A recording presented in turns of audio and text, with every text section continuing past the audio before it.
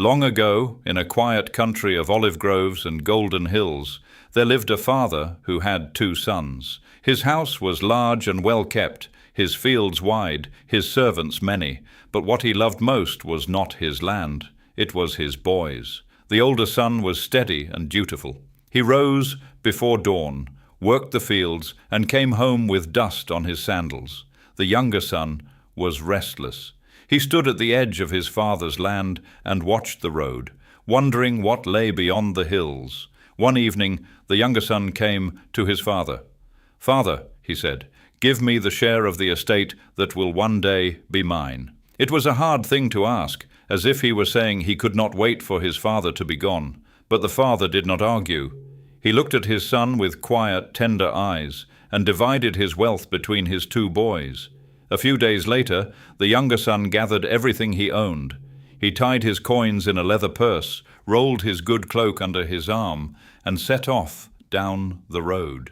His father stood at the gate and watched him go until the figure of his son was only a small shape against the setting sun. The young man traveled to a far country.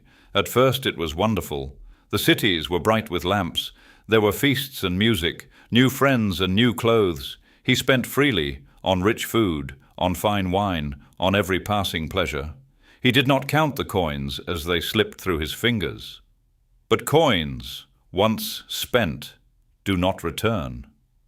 One morning he reached into his purse and found it empty, and in that very land a great famine came. Bread grew scarce.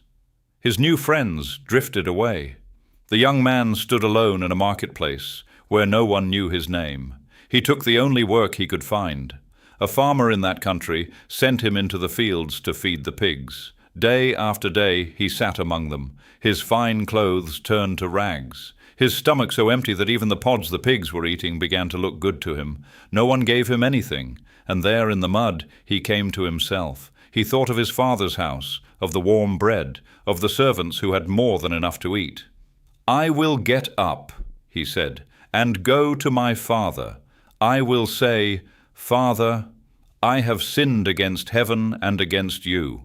I am no longer worthy to be called your son. Make me like one of your hired servants.'" So he stood up. He left the pigs and the far country and began the long walk home. The road was longer than he remembered. His feet were sore. His head was low. He rehearsed his speech with every step. He did not know if his father would even open the gate. But while he was still a long way off, his father saw him. The old man had been watching that road, perhaps every evening, for many evenings. And when he saw the small, tired figure on the horizon, he did not wait. He gathered up his robes and ran. He ran to his son. He threw his arms around him. He kissed his dusty cheek again and again. The young man began his speech. "Father, I have sinned against heaven and against you. I am no longer worthy to be called your son." But the father was already calling to the servants. "Quickly, bring the best robe and put it on him. Put a ring on his finger and sandals on his feet. Bring the fattened calf. Let us eat and celebrate. For this son of mine was dead and is alive again. He was lost and is found." And the house filled with music and laughter and the sound of dancing. But the older son was still out in the field. As he came near the house, he heard the music. He called a servant over and asked what was happening. "Your brother has come home," the servant said, "and your father has killed the fattened calf, because he has him back safe and sound." The older brother stood very still. Then anger rose in him, and he would not go inside. So the father came out to him, out into the cool evening, and pleaded with him gently. "All these years I have served you," the older son said, "and you never gave me even a young goat to celebrate with my friends.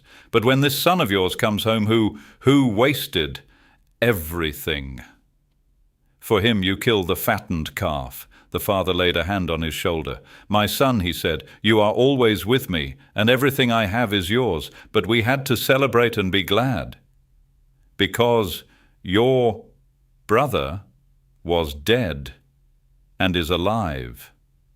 He was lost and is found." The lamps glowed in the windows, the music drifted into the hills, and the father stood between his two sons, holding open the door of his house. Such is the love of our Father in heaven, who runs to meet us while we are still a long way off.